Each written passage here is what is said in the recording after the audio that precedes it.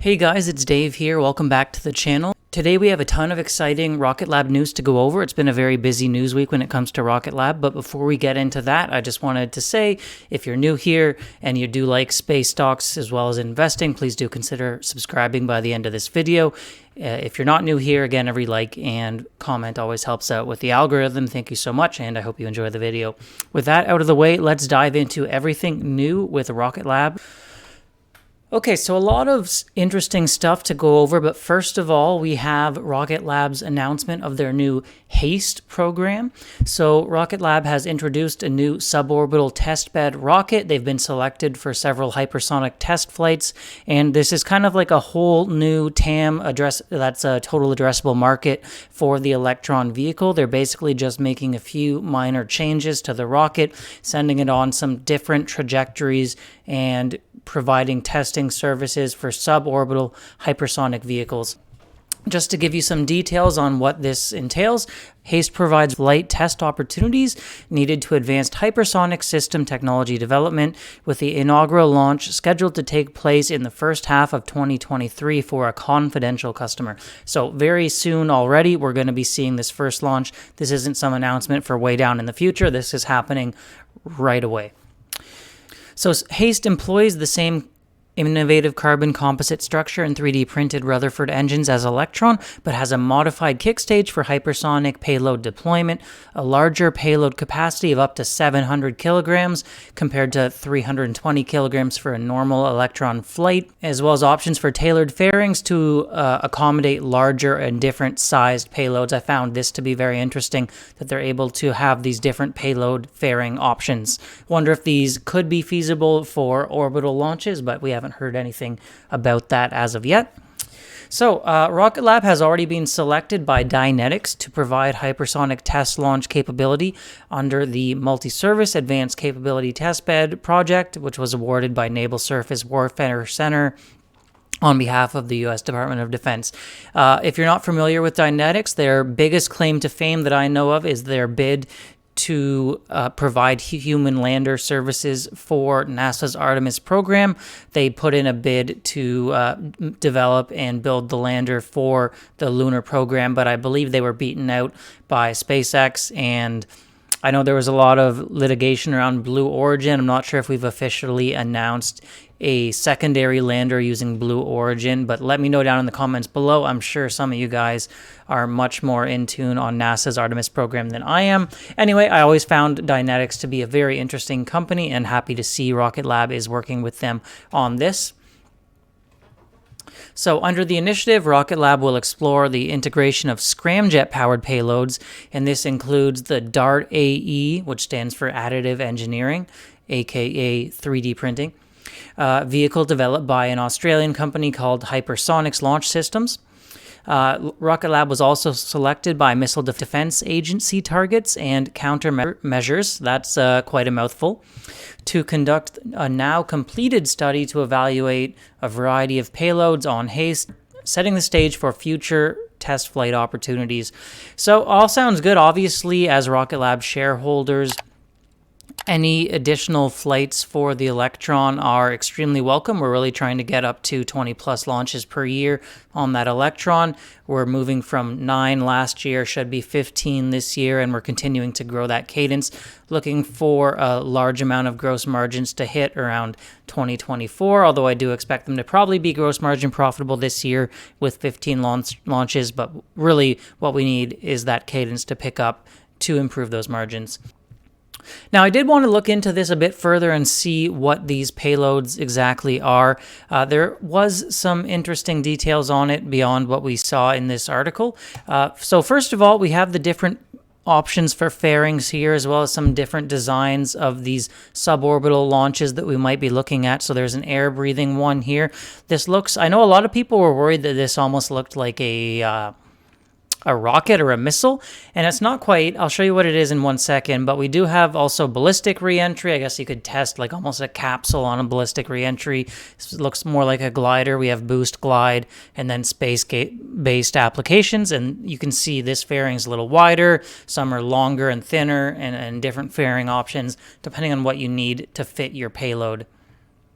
as well as we can see some of the different profiles, your parabolic launch versus a suppressed launch where you come down quicker and go further range. And now this hypersonics vehicle is actually what we were seeing in this first payload, and it's a little interesting. It's basically a vehicle being developed by this Australian company which makes significant use of 3D printing and is powered by hydrogen-fueled scramjet engines.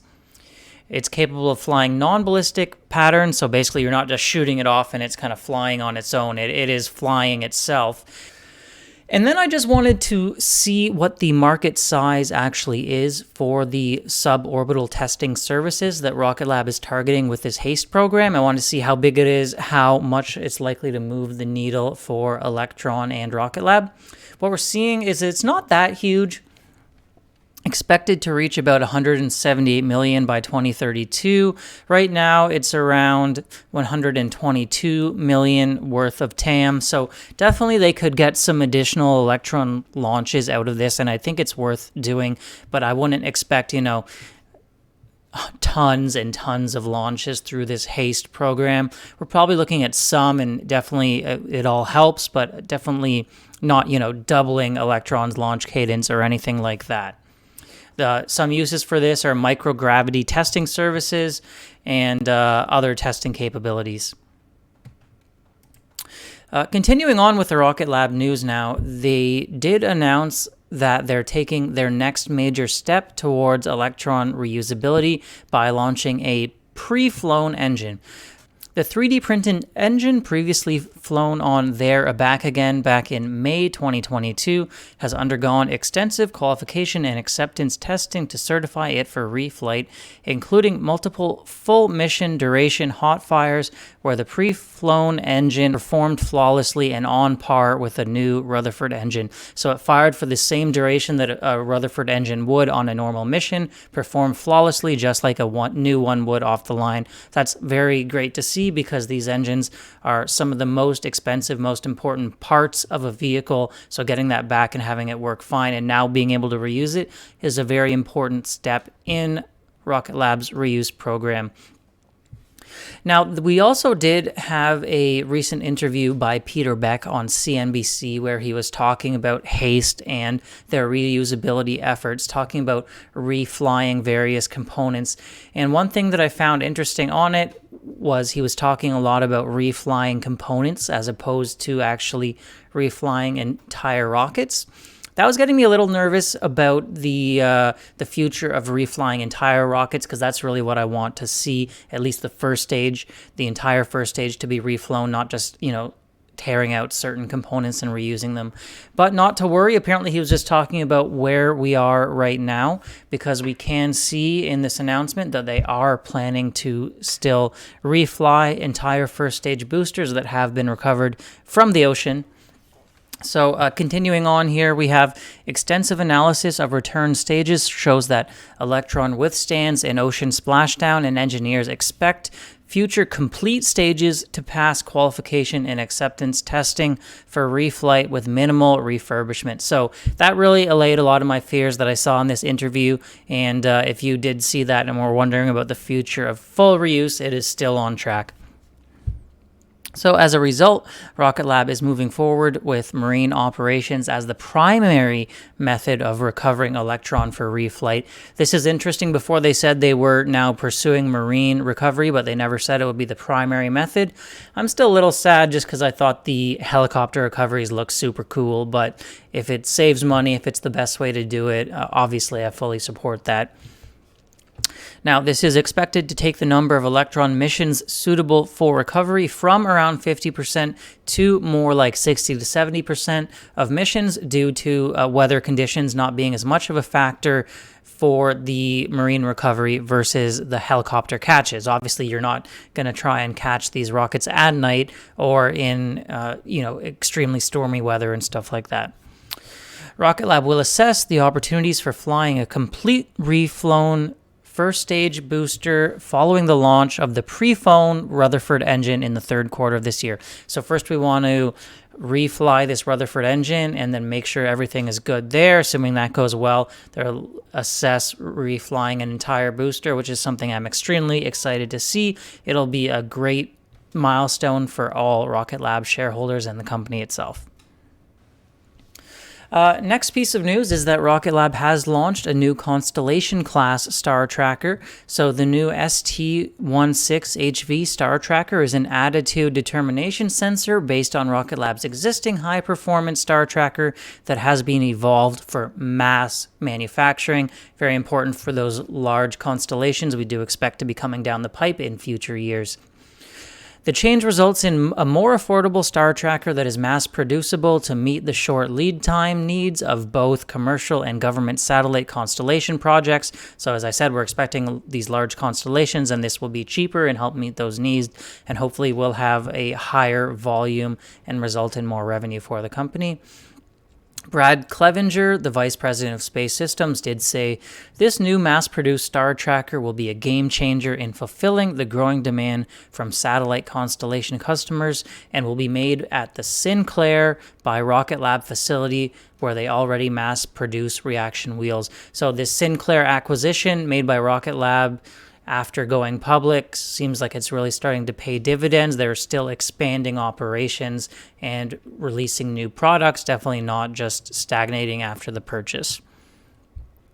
The Star Tracker is the latest new satellite component announced in 2023 after their new satellite radio, as well as their Constellation Class 12 nanometer reaction wheel that we have been talking about earlier this year. A lot of speculation what that reaction wheel is for. It might be Amazon's Kuiper constellation, and they'll be able to mass produce that in a lot more volume as well. So another exciting product development released by Rocket Lab there.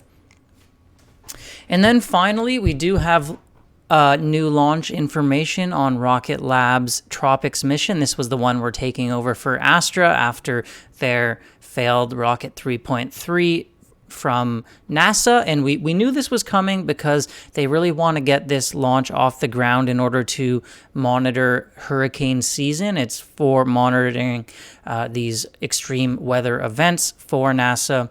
They'll actually both be launching from New Zealand, which was news to me. I really expected them to launch from Wallops, but that New Zealand launch complex does have a lot of advantages in terms of scheduling. They own the whole thing. They don't have to worry about all these other vehicles, and the weather seems to be a bit nicer there for launch. There seem to be some fewer delays, at least from what I've seen so far. The two missions are actually expected to launch within approximately 2 weeks of each other in May of 2023, so coming up quick, and I have a feeling we'll be seeing launches from those two launch pads in New Zealand, so that second launch pad really coming in handy for these two back-to-back missions. Definitely exciting to see these high-profile missions going off soon and the cadence continuing for Electron's launch schedule.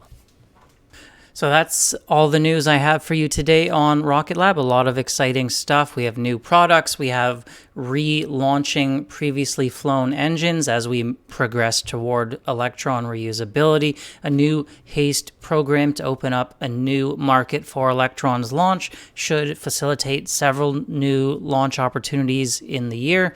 We've seen several customers already announced as we have that suborbital testing capability added for Electron.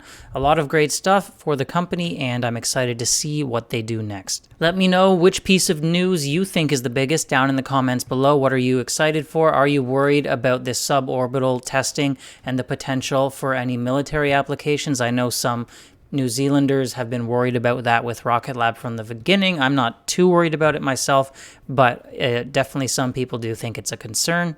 And I'll be sure to check out your comments down below. Thank you guys so much for watching. As always, I hope you have a great week, and I will see you in the next video. Bye for now.